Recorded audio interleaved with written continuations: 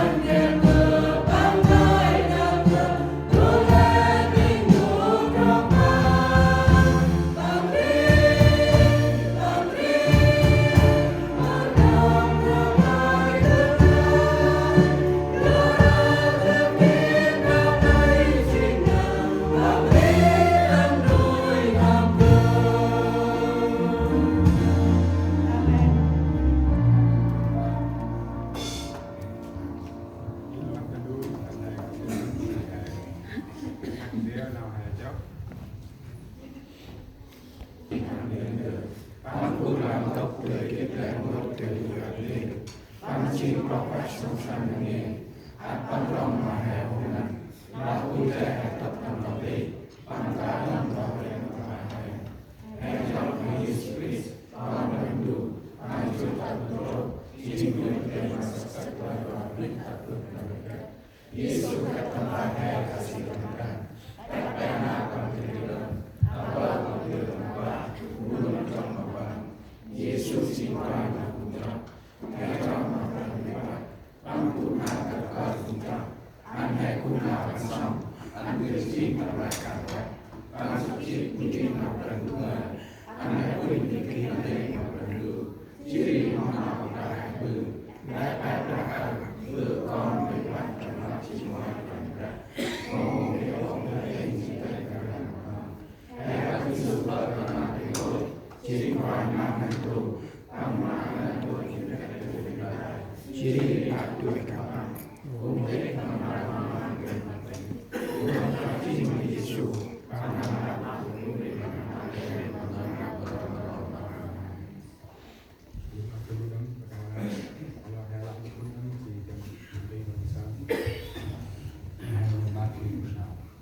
Lawah mabrah lubuk Yesus ikon prahiwa.